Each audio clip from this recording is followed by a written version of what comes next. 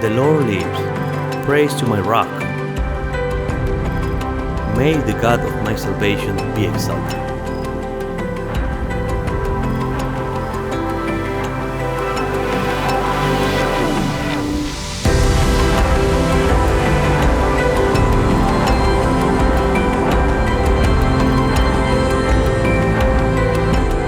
Hey, good morning. Happy Pentecost Sunday as well, and welcome and hello to everybody with us right now online, watching and worshiping from many, many different locations. It is good to be with you as well. If you would like to turn in your Bibles or get your electronic device prepared, we are in Psalm chapter 18 today, the fourth longest psalm out of all 150. So I'm going to take the next 15 minutes and read it for you. Now, I'm not going to read the entire chapter, but what I would like to do is summarize what's happening in this psalm, and then we will laser focus on a few specific verses this morning. This is generally classified as a royal psalm because it is attributed to King David. And just a side note, if it interests you further for your own research, 2 Samuel chapter 22 is virtually a duplicate of Psalm 18 with only a few minor variations. We are absolutely aware, as we read about King David, that he lived at a time of extreme conflict. Can we relate today? Extreme conflict in our own personal lives and also across the world. This chapter is a celebratory song in which David writes and celebrates all of his military victories. But his battles on the battlefield are not all that David fought over the course of his life. I'd like to consider a few other threats that he faced. The first of which are household enemies. 2 Samuel 6:16 says that his wife despised him with her whole heart. If there's any truth to the statement, happy wife, happy, then we could stop there. David had his own challenges going on in his own home. We know his son, Absalom, wanted his father dead so that he could have his dad's throne. And in Psalm 69:8, and I want you to just listen to this and hear just how lonely life must have been for David. He identifies as a foreigner to his own family and a stranger to his own siblings. He had domestic enemies. His own mentor, Saul, repeatedly tried to kill him. He had foreign enemies. He famously killed Goliath. But also think about it. When you're king during that time, all the leaders in all surrounding countries were not to be trusted. Many, if not all of them, would have wanted King David to die and would have wanted to destroy Israel. So most of his life, this man had a target on his back, probably wondering every hour, is this person to be trusted? Is this person with me or is this person against me? So household enemies, domestic enemies, foreign enemies, and although this chapter does summarize his military victories, I would argue that he had internal enemies. Overwhelming shame for committing adultery with Bathsheba and having her husband killed, agonizing guilt as he mourned the death of his son, utter humiliation as he was on the run to save his own life, pretending to be insane, even letting drool drip off of his beard, and heightened anxiety from always watching his back. Am I safe or not? It made me think of the Jason Bourne movies. Y'all know what I'm talking about. I love those movies. I love that character. He's always on the run, and anytime he steps onto a train, anytime he walks through an airport, he knows exactly who his enemies are. And he can adjust on the fly to protect himself. Those were great movies, but that's David's reality. How exhausting that must have been. And especially if King David did not have the discernment that Jason Bourne has. David's enemies were certainly unique to his time and unique to his position of power, But there's one thing that's certain. David was desperate on multiple occasions, desperate for God to move. We see his level of desperation in verses 4 through 6. The cords of death entangled me. The torrents of destruction overwhelmed me. The cords of the grave coiled around me. The snares of death confronted me. In my distress, I called to the Lord. I cried to my God for help. And from his temple, he heard my voice. My cry came before him into his ears. Desperation for God to move. I'd like to detour from the text for just a moment and have a brief church family talk. Undoubtedly, there are many of you here today who are facing extraordinary trials and challenges, much like King David was. But the battle that you're facing today is an unexpected diagnosis, or the pain that you feel because of somebody that you miss, or the fog of depression, or crippling anxiety, or financial strain, or maybe on the outside your marriage looks strong and flourishing, but in the privacy of your home you know that it's falling apart. Or a wayward child, or some sort of conflict within your family. There are a lot of people in this sanctuary this morning that are going through struggles that you know nothing about. So here's my pastoral advice for us. Be nice. Let's be nice to each other. I mean, David's airing his laundry before us. We know what he was walking through, but we don't know what one another are walking through. I'm just calling us to be kind. Kindness is free. It doesn't cost us anything. And kindness soothes pain. So be kind to those around you and see if your kindness can soothe a little bit of the pain that they're walking through. The pain that I'm feeling personally today is in my lower back. Severe lower back pain. I learned this weekend I'm of the age that I could get really injured badly by painting.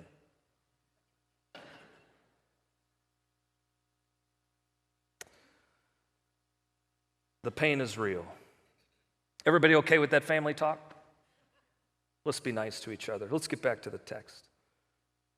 In verse 2, we see 7 different metaphors to picture God's activity in David's life. He said, God is my rock. David physically, literally hid among the cliffs and the caves of the mountains as he ran and hid from the malice of Saul. So he's comparing God to a foundation of stability and a foundation of protection. So whatever you do, don't miss this. Listen, if you've checked out so far, check back in right now and don't miss this. As a believer in God, God is our rock and we can hide in him from the storms of life. Not just cry out to him, not just consult with him, but we can hide in our God.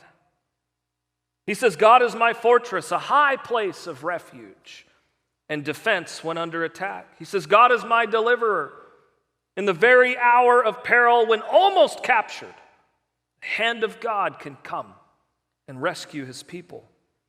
And again, he says, God is my rock, but a different word than the one previously mentioned, meaning a strong defense. David is saying, God, you are my sure, unchanging, eternal confidence and support.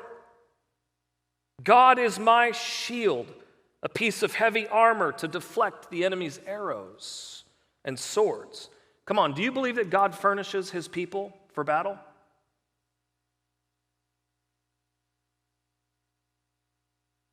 Am I in a church right now? Do you believe that God furnishes his people for battle? Yes. Offensive weapons, defensive weapons. You're not alone. And your armor, it's not fractured. Your armor is complete.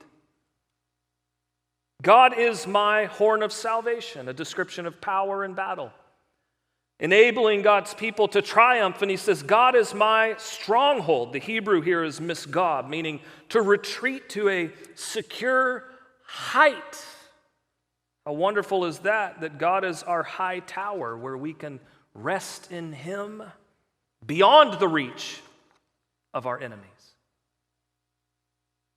Eugene Peterson translates verse 2 in this way. I love this. This is so beautiful. God is a bedrock under my feet, the castle in which I live, my rescuing knight.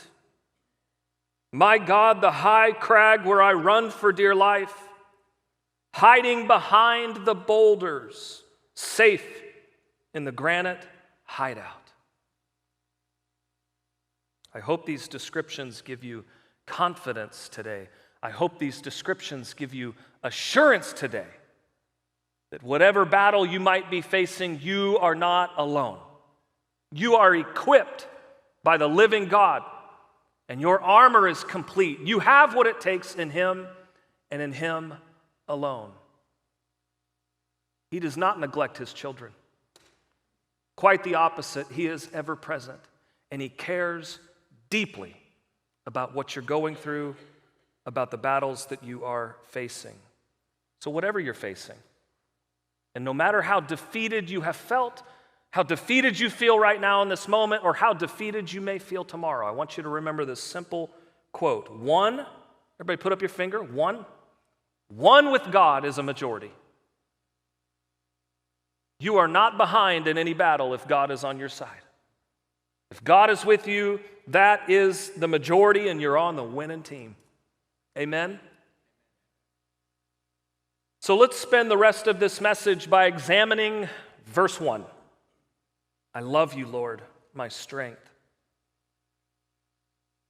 This affirmation sets the tone for the entire chapter. It's the chief goal, the highest discipline for the Christian. From the Old Testament, love the Lord your God with all your heart, with all your soul, and with all your mind. In the New Testament, love the Lord your God with all your heart, with all your soul, and with all your mind, and with all your strength. So I studied this verse in detail, and I noticed as I studied that the NIV says, I love you, Lord, my strength. And then I saw that in Hebrew, it says, I will continue loving you, Lord, my strength. This was perplexing to me. Anybody else ever open your Bible and get a little confused on occasion? Just me. That's fine. So I've studied Greek. I have not studied Hebrew, so I did what any wise pastor would do, and I put in a phone call to our resident expert in Hebrew, Dr. Daniel Bunn. I said, Dr. Daniel, no, I didn't say, I said, hey, bud, I'm a little confused right here. My Bible says, I love you, Lord, my strength, but in the Hebrew it says, I'm going to keep on loving you. So, which one's right? He said, yes. And he gave me a brief lesson that chapter 18, verse 1 could be understood as this. This is so beautiful. I'm loving you now, and I will continue to love you, Lord, my strength. See, in just a few minutes, Daniel taught me a few things about tenses in the Hebrew language. So we can understand this as a declaration from David, I love you now, God, and I will continue to love you, Lord, my strength. No matter what happens, even if I'm fleeing for my life, hiding in a cave, I'm going to keep on loving you, oh Lord, my strength. This is a strong love. This is an intense affection. This is a clinging to God, and this is a love that doesn't finish. I'm going to keep on loving you. And tomorrow, I'll keep on loving you. And the day after that, I'm just going to keep on loving you, Lord, my strength.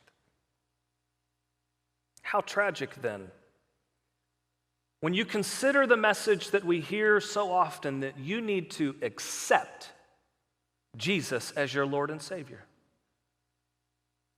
And I get it. I understand the message has truth to it. You need to accept the claims that Jesus makes in Scripture. You have to accept that he is who he says he is.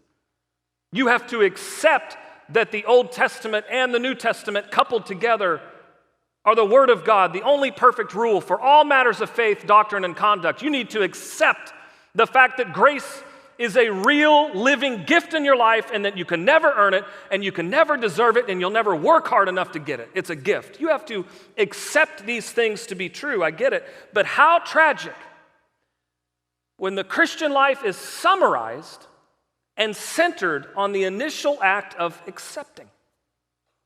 But then after someone accepts, they go about their life without an intense affection for Christ. They go about their life without an active clinging to God or without a daily craving for fresh revelation from the Holy Spirit. No, it's all about the initial moment of accepting, right?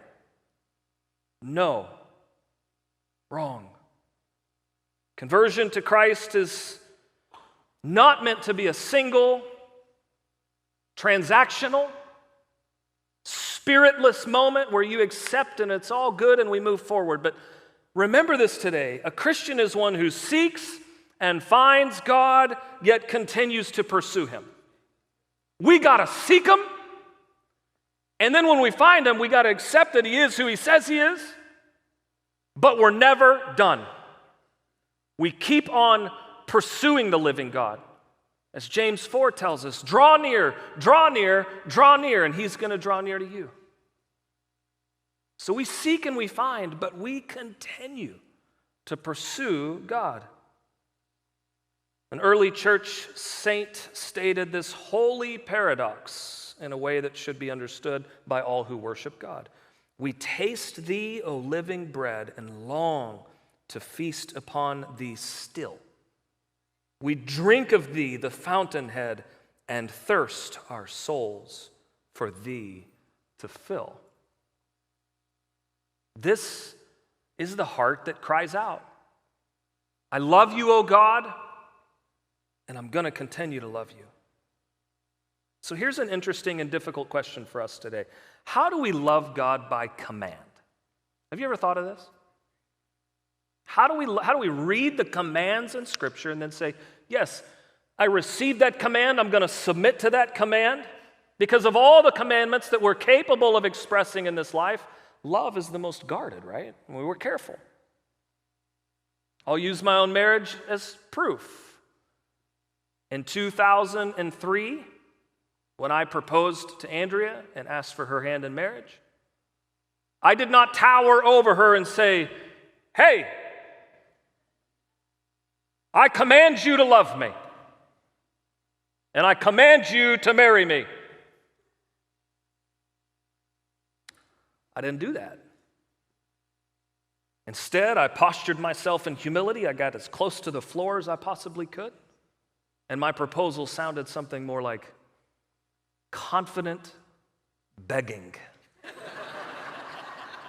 I knew I loved her. I was confident that she's the only one for me.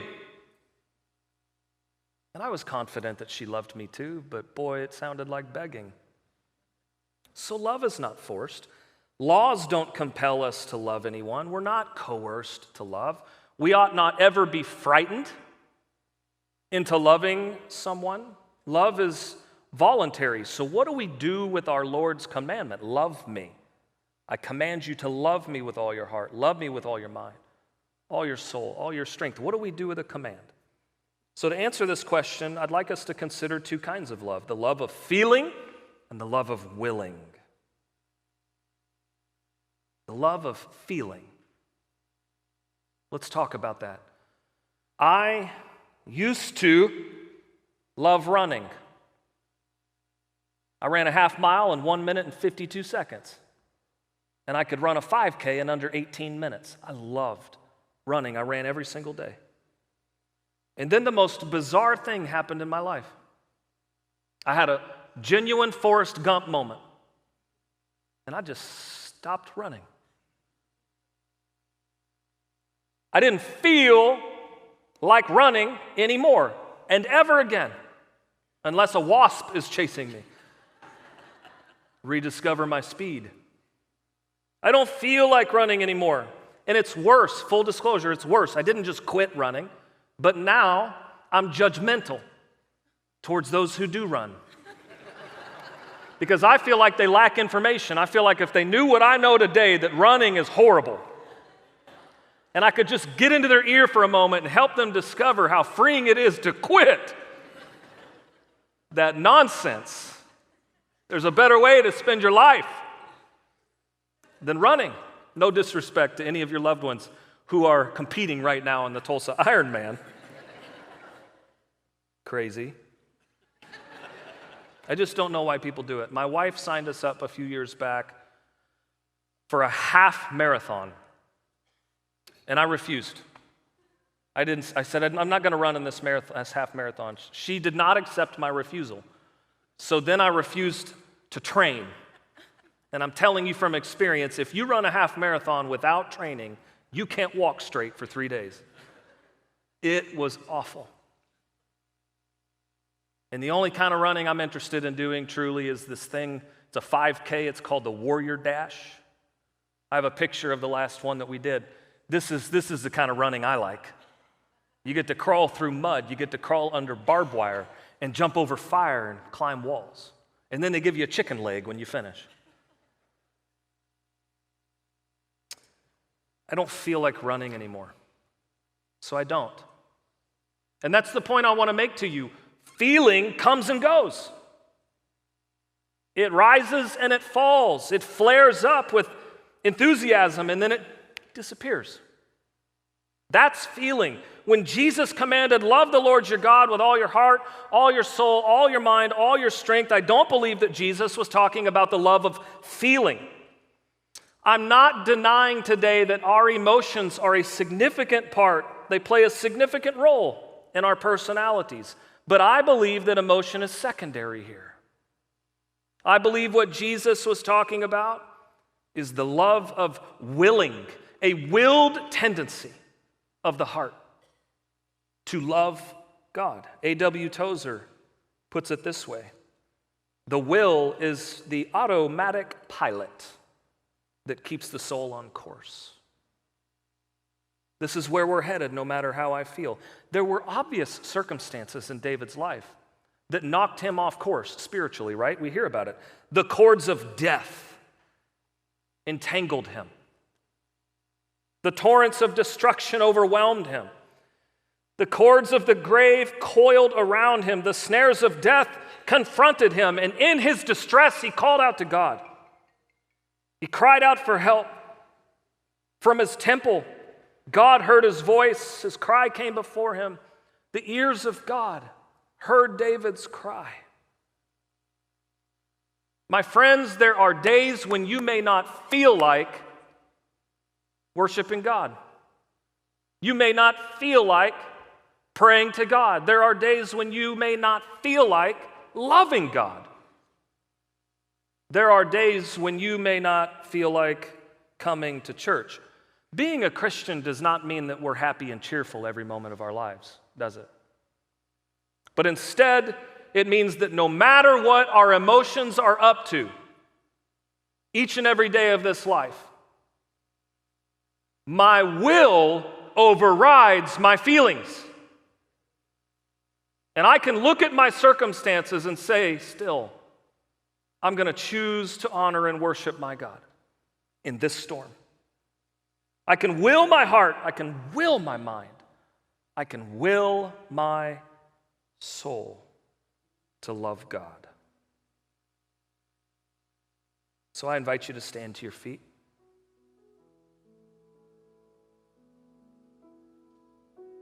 There's an old song that I love so much, and I've asked our team to lead us in this song today. And as they do, we are declaring. And I don't know if you're declaring this from a place of feeling today, or you have to dig deeper and will your heart to love God. But let's declare through song today, I love you, Lord. Oh, but I'm going to keep on loving you, no matter what. I'm going to continue loving you. Let's sing this song together.